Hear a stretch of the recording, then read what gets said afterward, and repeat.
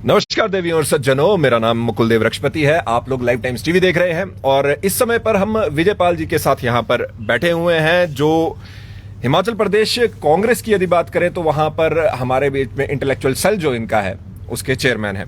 लेकिन चलिए, आज उस बारे में बात नहीं होगी। आज बात हो रही है हिमाचल प्रदेश सरकार के 100 दिन पूरे होने में, बजट की घोषणाओं पर। और क्या बजट सुखमयी है? सुक्खू सरकार का सुखमयी बजट है या फिर मुश्किल होगी? विजय जी, सबसे पहले तो आपका एक बार फिर से बहुत बहुत स्वागत है लाइव टाइम्स टीवी पर। धन्यवाद वैसे जानना चाहेंगे विजय जी, 100 दिन हो गए हैं सरकार के, और जिस तरह से अमूमन ऐसा कहा जाता है कि एक हनीमून पीरियड होता है, तो वो हनीमून पीरियड का एक समय जो है, हालांकि 6 महीने तक माना जाता है, कई बार साल तक माना जाता है, लेकिन वो समय जो है वो खत्म मान के चलिए।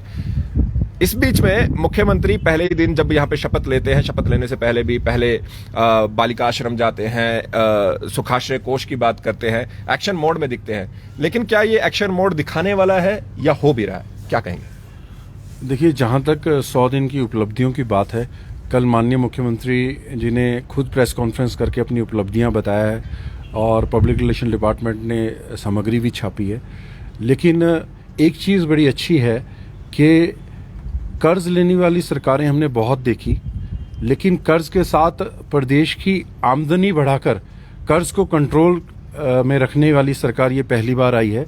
और आमदनी पे फोकस इतना है कि सरकारी टेंडर हो गए या सरकारी जो घोषणाएं होगी या सरकारी सेस लगाने की बात है, उसमें आम आदमी पे बिना बोझ डाले सरकार आमदनी कैसे बढ़ा सकती है, उस पर फोकस है। और यही इसीलिए ये बजट सुखमय बजट है। ये आप क्लेम तो कर रहे हैं कि आम आदमी पर किसी प्रकार का कोई बोझ नहीं डाला जा रहा, लेकिन जो विपक्ष है अभी भारतीय जनता पार्टी, वो लगातार ये कह रही है कि जो काम किया जा रहा है कांग्रेस के द्वारा, पहली चीज तो उन्होंने ये कही कि भाई आप लोगों ने हमारी ही जो योजनाएं थी उनका नाम बदला, केवल नाम बदला और कुछ नहीं किया, वो फॉर्मेलिटी की पहली चीज। और दूसरा ये कि भाई आम आदमी पर बोझ डालकर प्रयास किया जा रहा है इसको एक तरह से व्हाइट वॉश करने का कि भाई जो हम हैं कर्ज घटाएंगे या आमदनी बढ़ाएंगे। क्या कहेंगे? देखिए, आमदनी बढ़ाने की जब मैं बात कर रहा हूँ, अभी हाल ही में एक्साइज पॉलिसी के अंतर्गत शराब के ठेके नीलाम हुए और आपको पता है कि ये एक मेजर रेवेन्यू का सोर्स होता है किसी भी स्टेट गवर्नमेंट के लिए। तो मैं तो कहता हूँ कि ये जो पिछले 4 साल 5 साल पूर्व में भाजपा की सरकार इन ठेकों को 10% वृद्धि के साथ उन्हीं लोगों को देती आई जिनको पहली बार मिल गए। ये तो एक मोनोपोलिस्टिक बिहेवियर था मार्केट का कि नए लोगों को इसमें प्रवेश नहीं करने देना, शराब माफिया को बढ़ावा देना। और उस शराब माफिया ने हिमाचल में नकली शराब परोस के कैसे लोगों की जान ली, वो आपने भी देखा, हमने भी देखा। और उसके बाद आज सुखमय सरकार ने जो 520 करोड़ रुपए की 40% अतिरिक्त मुनाफे से ऑक्शन की है, वो क्या दर्शाता है? वो दर्शाता है कि पिछली सरकार में आमदनी में नुकसान उठाया है प्रदेश के एक्सचेकर ने, और 10% की जगह सुखमय सरकार ने 40% का रेवेन्यू पहले ही साल में दिया है, जो 520 करोड़ है।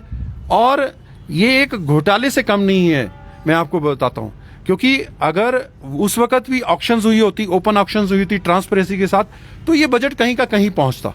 तो मेरा ऐसा मानना है कि ये जो आमदनी बढ़ाने की बात सुखविंदर सिंह सुक्खू सरकार कर रही है, वो सिर्फ बातों में नहीं कर रही है, वो उसको अमली जामा भी पहना रही है। अगर पेट्रोल डीजल की आप बात करें, पेट्रोल डीजल में हमने जो रेवेन्यू बढ़ाया है, आप नॉर्दर्न इंडिया में, क्योंकि दिल्ली से हम प्राइस इंडेक्स लेते हैं पेट्रोल का, वेस्ट वाले मुंबई से लेते हैं, कोलकाता वाले, ईस्ट वाले कोलकाता से लेते हैं, तो आप उत्तरी राज्यों में, हिमाचल प्रदेश में अभी भी डीजल और पेट्रोल सभी राज्यों से कम है। जो इसी पे एक बात होती है, और सबसे बड़ी बात ये रहती है कि जिस दिन आप लोगों का सबसे बड़ा एक तरह से महोत्सव माना जाता है, जब आप जो अपने कैबिनेट का विस्तार करते हैं, तो वो कैबिनेट के विस्तार के पीछे पीछे ही एक नोटिफिकेशन निकाल दी जाती है कि 3 रुपए सेस जो है डीजल पे बढ़ जाएगा, जो वो बात रही। तो हालांकि बीजेपी ने कहा, हालांकि जिस तरह के पॉइंट्स उनके सामने आए उस तरह से उन्होंने उसका प्रचार प्रसार वो शायद कर नहीं पाए, लेकिन बीजेपी ने उस समय पे भी कहा कि भाई जो हमने सेस कम किया था वो इन्होंने बढ़ा दिया है, पहली चीज। और ये ऐसे समय पे हुआ जिस दिन पे हमारे बीच में जो कैबिनेट की एक्सपेंशन थी। तो क्या ये अतिरिक्त बोझ नहीं है आम जनता पे? देखिए, सबको याद है कि भाजपा ने 110 रुपए पे पेट्रोल को पहुंचा दिया था, ठीक, और जहां जहां इलेक्शन आने थे तो इन्होंने वापस उसको 95 पे लाया। और प्रदेश सरकार ने और ज्यादा वैट कम करके इसको और कम किया था, क्योंकि ये इलेक्शन बाउंड स्टेट था। तो आप सुखविंदर सिंह सुक्खू जी ने सभी जो देश के राज्य हैं उनसे कम निम्न स्तर पे पेट्रोल और डीजल का रेट रखने को कहा, और कहा कि इसको जो मूल रूप है इसका उसमें लाएं, ताकि जनता पे भी बोझ ना पड़े और हम बाकी प्रदेशों से सस्ता डीजल और पेट्रोल उपलब्ध करा सकें। वोट की राजनीति की भाजपा ने, और कांग्रेस ऐसी कोई वोट की राजनीति नहीं करेगी। हाँ, नहीं करेगी। हम देखिए, सुखविंदर सिंह सुक्खू कभी भी वोट की राजनीति नहीं करते। अब ये बात हमने यहाँ पे क्योंकि इस्टेब्लिश की, इसलिए क्वेश्चन आगे 10 गारंटियां दी, वो बेसिकली वोट लेने के लिए ही दी। मैं मान के चलिए, क्योंकि इलेक्शन जीतना भी आवश्यक रहता है। इसी पे मुख्यमंत्री, पूर्व मुख्यमंत्री क्षमा चाहेंगे, और नेता प्रतिपक्ष जयराम ठाकुर जी, आप भी सिराज विधानसभा क्षेत्र से आते हैं, उन्होंने कहा, और पहाड़ी में कहा, अब मैं पहाड़ी उतनी अच्छे से बोल नहीं पाऊंगा वहां कुल्लू की, लेकिन फिर भी, कि एक महिला अगर घर पे होगी, और ये कांग्रेस के विधायक का एक बयान है कि भाई एक महिला घर पे होंगी तो 1500 रुपए मिलेंगे, 2 होंगी 3000 मिलेंगे, 3 होंगी तो 4500 मिलेंगे, 4 होंगी 6000 मिलेंगे, इस तरह से कोई वो बयान था। उस पर अब वो कह रहे हैं कि अपने बयान से ही यहां पर कांग्रेस जो है वो पलट गई है। 10 गारंटियां थी, वो 10 गारंटियां जो है वो पूरी करने पे नहीं। अब आप उस पर कैसे देखते हैं, आप क्या कहते हैं? क्योंकि ये तो सामने सामने हुआ, ये हमने भी देखा है कि सभी महिलाओं को मिलेगा, ये प्रचारित किया गया था, और उसके बाद अब जो ये प्रचारित हो रहा है वो ये हो रहा है कि एक घर से एक महिला को या 2 महिलाओं को, जिस तरह से डिपेंड करता है, वो मिलेगा। क्या कहेंगे? देखिए, जहां तक गारंटी की बात रही, इस बजट में 3 कांग्रेस की जो गारंटियां 10 में से थी उसका बजट प्रावधान किया गया है, चाहे वो ओपीएस का है, चाहे ये पेंशन का है। तो और इसके लिए एक कमेटी भी बनाई गई है इन 2 गारंटियों के लिए, और उस कमेटी ने अपनी जो फर्स्ट फेज की संस्तुति दी है उसके आधार पे 2,37,000 महिलाओं को 1500 पेंशन का प्रथम चरण में, ये कोई डेडलाइन नहीं है कि 2,37,000 को ही मिलेगी। अच्छा। और सीएम साहब ने और उनके मंत्रिमंडल के प्रत्येक व्यक्ति ने कहा है कि हम अक्षरतः अपनी गारंटियों को लागू करने के लिए वचनबद्ध हैं। और उन्होंने साथ में ये भी कहा है कि ये जो गारंटियां हैं ये कोई शंकर जादू सम्राट का वो नहीं, आजकल उनका नाम बड़ा लिया जा रहा है, ये कोई छड़ी नहीं घुमानी है, इसके लिए बजट प्रावधान करना पड़ेगा। और बजट प्रावधान आज की आर्थिक स्थिति में अगर 2,37,000 को शुरुआत हम कर रहे हैं, तो ओवर द पीरियड, मुख्यमंत्री जी कह रहे हैं 4 साल में आर्थिकी को हम कंट्रोल लाएंगे, तो 5 साल का टेन्योर है, 5 साल में हम इसको संपूर्ण तरह से इम्प्लीमेंट करेंगे। इसमें क्या बुरा है? मतलब ये आप यहाँ पे बजट की बात कह रहे हैं कि भाई हम पैसा भी लाएंगे और इस तरह से ये सारी चीज होगी, ये चरणबद्ध तरीके से होगी जो आप क्लेम कर रहे हैं। अब यहाँ पे एक बड़ा अच्छा प्रश्न रहता है, ये बजट की ही बात ये रही कि यहाँ पर हिमाचल प्रदेश में 900 के आसपास, कई जगह 600 900 इस तरह से बताया जाता है, संस्थान बंद कर दिए गए, और ये एक बहुत बड़ा मुद्दा रहा। और उस मुद्दे को आप किस तरह से देखते हैं? क्योंकि जब हम बात कर रहे हैं, शिक्षण संस्थान भी उसमें बहुत सारे हैं, और जब शिक्षण संस्थानों की हम बात करते हैं तो जो भाजपा कहती है, और ये ऑब्वियस सी बात है कि अगर हमारे पास संस्थान ही नहीं होंगे तो फिर बच्चे पढ़ेंगे कैसे, आगे बढ़ेगा कैसे, प्रदेश आगे कैसे बढ़ेगा?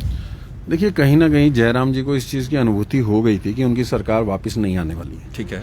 और उन्होंने ये जो 950 संस्थान घोषित किए, वो यही सोच के किए कि पहले तो मैं 75,000 करोड़ रुपए का ऋण नई सरकार को विरासत में दे जाऊं, और साथ में जो कैलकुलेशन वित्त विभाग ने की, उन्हीं अफसरों ने की है जिन्होंने जयराम जी के अंडर काम किया, क्योंकि व्यवस्था परिवर्तन में मुख्यमंत्री महोदय ने किसी को भी प्रताड़ित नहीं किया, किसी को अभी तक ट्रांसफर नहीं किया। तो वही अधिकारी, वही फाइनेंस सेक्रेटरी जो थे, उन्होंने डाटा सीएम साहब को दिया है, नए मुख्यमंत्री को दिया है कि अगर इन घोषणाओं को अमली जामा पहनाना है तो अतिरिक्त 900 से 1000 करोड़ रुपए सरकार को बजट प्रावधान करना पड़ेगा। तो कहने का मतलब ये है कि जब उन्होंने बजट प्रावधान नहीं किया, 1 लाख रुपए से एक कॉलेज खोलने की बात की, पीएम के सहारे, तो ऐसे संस्थान मुख्यमंत्री महोदय ने कहा कि हम नीड बेस खोलेंगे और जनता की सही पुकार, क्योंकि वो अप्रैल 2022 की घोषणाएं, बाद की घोषणाएं, वो चुनावी घोषणाएं। और जयराम जी किस डिनोटिफिकेशन की बात करते हैं? जयराम जी ने 2017 में जब वो आए थे, उनका खुद का इंटरव्यू आपके ही चैनल पे है, जिसमें वो कह रहे हैं कि हम रिव्यू कर रहे हैं सारी घोषणाओं को। तो ये चुनावी घोषणाएं सभी सरकारें करती हैं, ये ऐसा नहीं है। और इन्होंने तो इतनी थोक में कर दी कि अगली सरकार को किसी जोगे छोड़ा ही नहीं कि उसको वो संभाले। तो अभी उन्होंने डिनोटिफाई किया, और जो विधायक गण है जो भी मुख्यमंत्री के संज्ञान में या पब्लिक रिप्रेजेंटेटिव ला रहे हैं, तो धीरे धीरे वही कमेटी उनको रिव्यू करके रीइंस्टॉल कर रही है। ऐसे कई एग्जाम्पल हैं, 15-20 संस्थान हैं जो मुख्यमंत्री महोदय ने एमएलएस की रिकमेंडेशन पे और जनप्रतिनिधियों की रिकमेंडेशन पे वापस दिए। 2017 की आपने यहाँ पर बात की और यहाँ पर जयराम ठाकुर जी की बात की। पूर्व मुख्यमंत्री का एक ड्रीम प्रोजेक्ट है शिवधाम का। वहां से सुखविंदर सिंह सुक्खू जी बजट बताते हुए ये कहते हैं कि भाई आपके भी सपनों का हमने ध्यान रखा है। तो क्या आपको लगता है, क्योंकि देखिए बहुत सा उसका जो फंडिंग है वो हिमाचल प्रदेश, चलो सरकार कुछ करेगी, और बाकी की फंडिंग जो होनी है वो फंडिंग होनी है सेंटर से। यही हम ओपीएस में भी देखते हैं कि ओपीएस के लिए बहुत सारा धन की आवश्यकता है और वही धन जो है उसमें सेंटर की मदद के बिना नहीं हो पाएगा। तो ये कैसे है? देखिए पहले शिवधाम और बाकी की फिर जैसे ओपीएस हुआ या फिर बाकी पैसे को प्रावधान की बात। देखिए मुख्यमंत्री जी ने साफ सदन में भी कहा है कि जो केंद्र से पैसा लाना है उसमें मैं तो प्रयासरत हूँ। वो आए बगाए दिल्ली जा रहे हैं, सभी मंत्रियों से मिल रहे हैं। साथ में उन्होंने विपक्ष को भी आग्रह किया है, क्योंकि आपकी पार्टी की सरकार केंद्र में है, आप भी इसमें सहयोग कराइए। और जहां तक रही शिवधाम की बात, तो शिवधाम का जो प्रोजेक्ट है वो जयराम जी के समय में खटाई में पड़ गया था। मैं तो इस बात का तथ्यों के साथ प्रमाणित कर सकता हूं। जब जयराम जी मुख्यमंत्री थे, मंडी का उनका अपना ड्रीम प्रोजेक्ट 1 साल पहले ठेकेदार की लेबर बिना पेमेंट हुए और ठेकेदार को पेमेंट नहीं हुई, वहां से भाग चुकी थी। तो फिर जयराम जी ने उस पर राजनीति करनी चाहिए। मंडी पे जाके उन्होंने शिवधाम की बात की और ड्रीम प्रोजेक्ट एयरपोर्ट की बात की, और वो चाहते थे कि सुक्खू सरकार पे या सुखविंदर सिंह सुक्खू जी की नई सरकार पे ये आरोप लगे कि वो मंडी वालों का प्रोजेक्ट छीनना चाहती है। तो मुख्यमंत्री जी ने उनको राजनीतिक भाषा का जवाब राजनीतिक तौर पे दे दिया है। उन्होंने कहा है कि जो स्टेट की कंट्रीब्यूशन है उन प्रोजेक्ट्स के लिए, मैं चाहे जमीन आइडेंटिफाई करना है, जमीन का अधिग्रहण है, या स्टेट का जो भी ओनरशिप बनती है, वो मैं आपके साथ खड़ा हूं इस ड्रीम प्रोजेक्ट के। और जहां तक केंद्र सरकार से आप उसमें मदद करिए, मैं भी आग्रह करूंगा, अगर केंद्र सरकार का जो अंशदान है वो आएगा, हम इस प्रोजेक्ट को, ये आपका ही ड्रीम प्रोजेक्ट नहीं, ये हमारा भी ड्रीम प्रोजेक्ट है, हम इसको पूरा करेंगे। तो इसमें उन्होंने बड़ी साफ बात कर दी है। तो अगर जयराम जी ये समझते हैं कि उनके ये ड्रीम प्रोजेक्ट कांग्रेस शासनकाल में पूरे होने चाहिए, तो वो मदद करें। कल ही वो दिल्ली गए हैं, बात करें और वहां से पैसा लाएं। मुख्यमंत्री अपनी तरफ से पैसा लाने में कोई कमी नहीं रखेंगे। और मुकुल जी, मैं आपको विश्वास दिला दूं कि जो मुख्यमंत्री जी की बैठकें दिल्ली में हुई हैं, चाहे वो गडकरी जी से हुई है, चाहे राजनाथ सिंह जी से हुई है, सभी कैबिनेट मिनिस्टर से वो मिल चुके हैं, मोदी जी से भी, आदरणीय प्रधानमंत्री जी से वो मिल चुके हैं। तो मुझे ऐसा लगता है कि जो बॉडी लैंग्वेज हमने फोटोज में देखी और जो इनपुट्स हमें आई हैं पार्टी के माध्यम से, उनका भी काफी उत्सुकता से वो नए मुख्यमंत्री की तरफ देख रहे हैं और उन्हें पता है कि ये मुख्यमंत्री संघर्ष से निकला मुख्यमंत्री है। और मुझे ऐसी आशा है कि केंद्र सरकार सुखविंदर सिंह सुक्खू जी के प्रयासों को सराहेगी, क्योंकि ये पूरे देश में पहला ऐसा प्रदेश है जिसने एक विजन डॉक्यूमेंट इस बजट में रखा है और एक बहुत ही बड़ा माइलस्टोन कवर किया है ई हरित प्रदेश के नाम पे और हरित प्रदेश बनाने में। तो मुझे नहीं लगता कि केंद्र सरकार भी इस इनिशिएटिव को सपोर्ट किए बिना या पैसे दिए बिना ऐसी कोई सोच रखेगी। मतलब सुक्खू जी नियत भी बिल्कुल साफ है और पक्ष हो विपक्ष हो सभी लोगों के यहाँ पे जो सपने हैं, जायज सपने, वो पूरे करेंगे। देखिए, सुक्खू जी एक आम आदमी परिवार से निकले आदमी हैं जी, और वो मेरे और आप जैसे लोगों की समस्याएं समझते हैं जी। और मैंने पहले भी कहा और आज फिर कह रहा हूं कि जयराम जी और इनके नेतृत्व में सिर्फ यही फर्क रहेगा कि जयराम जी भी आम घर से निकले थे, लेकिन जब वो महलों में पहुंचे तो कुछ चौंधिया गए और उन महलों की रोशनी में वो अपने पिछला भूल गए। लेकिन सुखविंदर सिंह सुक्खू जी बड़े संयम से और बड़े आराम से और निर्णय ले रहे हैं और बिल्कुल सहज भाव से निर्णय ले रहे हैं। और 5 साल बाद आप देखेंगे कि वो प्रदेश को उन्नति की राह पे ले जाके दम लेंगे। एक आखिरी सवाल, एक जो बजट को हम पिछले साल के साथ कंपेयर करते हैं तो समग्र विकास के लिए जो कांग्रेस के पास जो राशि बचती है वो, अगर मैं गलत नहीं हूं, 29 से 30 रुपए के आसपास है। 43 रुपए के आसपास जो है वो भारतीय जनता पार्टी के हिसाब से बचती थी। क्या इसमें बेसिक फर्क रह रहा है? वो आप अगर हमारी ऑडियंस को आराम से समझाना चाहें सरल भाषा में, तो वो क्या रहेगा? देखिए, मुख्यमंत्री के बजट में पहली बार ऐसा बजट पेश हुआ है जिसमें आम आदमी को पता चल रहा है कि प्रदेश सरकार उसको देना क्या चाहती है। जी। जैसे स्टूडेंट को पता है कि 1% पे उसको हायर स्टडीज के लिए लोन मिलने वाला है, ठीक है। किसानों को पता है कि उसको क्या सब्सिडी मिलने वाली है। एंटरप्रेन्योर्स को ये पता है कि उनको सिंगल विंडो क्लियरेंस वाला झांसे में नहीं फंसना है, डायरेक्ट परमिशन के साथ कैसे सब्सिडी मिलने वाली है। जब प्रदेश के हर एक व्यक्ति को, मुलाजिम को ये पता है कि उसको ओपीएस वो 2003 स्वरूप वाले में मिलने वाली है, और मुख्यमंत्री जी ये भी कह रहे हैं कि हम किसी मॉडल को फॉलो नहीं कर रहे हैं, हम अपने मुलाजिमों की आकांक्षाओं को फॉलो कर रहे हैं, और वो निरंतर बैठकें हो रही हैं। अगर वो कोई और भी सुझाव दे रहे हैं उसको भी इनकॉर्पोरेट कर रहे हैं। तो मुझे ऐसा लगता है कि पहली बार प्रदेश की जनता को ऐसा महसूस हो रहा है कि बजट में जो बोला जा रहा है वो सामने दिख भी रहा है, वरना आधे से ज़्यादा बजट की जो भाषा है वो आम जनता की समझ से परे होती थी।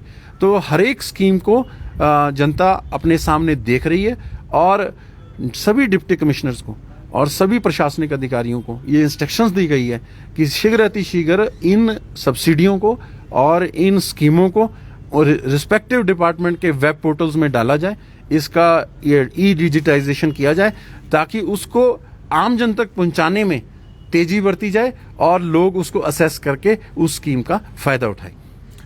सुखविंदर सिंह सुक्खू, सुख की सरकार, माननीय मुख्यमंत्री, और जब राहुल गांधी स्टेज से बोल रहे हैं तो सुक्खू भाई, कि जिन्हें ज्यादातर लोग अभी तक भी, वो मुख्यमंत्री बनने के बाद भी उन्हें ज्यादातर उनके जो चाहने वाले हैं वो सुक्खू भाई ही कहते हैं, मुख्यमंत्री भी बन चुके हैं। अब जो एक भाई ने हिमाचल प्रदेश के लिए कैसा बजट दिया है उसका अभी भी बात चल रही है। 100 दिन यहाँ पर पूरे हुए हैं। अभी जैसे कि उन्होंने खुद से अपने भाषणों में भी कहा है कि अभी तो केवल अंगड़ाई है, आगे बड़ी लड़ाई है। तो देखते हैं हिमाचल प्रदेश में, हिमाचल प्रदेश को कर्ज मुक्त करने की लड़ाई, हिमाचल प्रदेश को प्रॉस्पर करने की लड़ाई, हिमाचल प्रदेश को बेहतर करने की लड़ाई कहां तक पहुंचती है। विजयपाल जी, आपने हमारे साथ यहाँ पर जुड़े, आपका हमारे साथ जुड़ने के लिए बहुत बहुत धन्यवाद। कुछ आखिरी वर्ड जो आप यहाँ पे कहना चाह रहे हैं इस हमारी ऑडियंस के साथ। लाइफ टाइम टीवी का मैं बहुत बहुत धन्यवादी हूँ कि उन्होंने मुझे मौका दिया अपनी बात बजट पर और प्रदेश सरकार की 100 दिन की उपलब्धियों पर। और मैं प्रदेश की जनता से एक ही आग्रह करूंगा कि मुख्यमंत्री महोदय, हम आम व्यक्तियों की तरह प्रदेश को, समस्याओं को समझते हुए बड़े ठहराव के साथ निर्णय ले रहे हैं, और वो सभी के सुझाव आमंत्रित कर रहे हैं। और अगर आपको भी कोई ऐसा सुझाव लगता है जो उनके संज्ञान में लाना है, वो आप डायरेक्ट चीफ मिनिस्टर को लिख के या हमारे जो उनके सहयोगी हैं उनके माध्यम से उन तक पहुंचा सकते हैं। और मैं आपको विश्वास दिलाता हूं कि प्रदेश की जनता की जो डिमांड्स हैं, जो मांगे हैं, वो प्रशासनिक कार्य प्रणाली में आपको सहज रूप में दिखेंगी। धन्यवाद। आपका बहुत बहुत धन्यवाद। देवी और सज्जनों, मेरा नाम है मुकुल देव रक्षपति, निशांत सूद जी मेरे साथ कैमरा पे। देखते रहे लाइफ टाइम्स टीवी। जय हिंद, जय भारत, जय हिमाचल।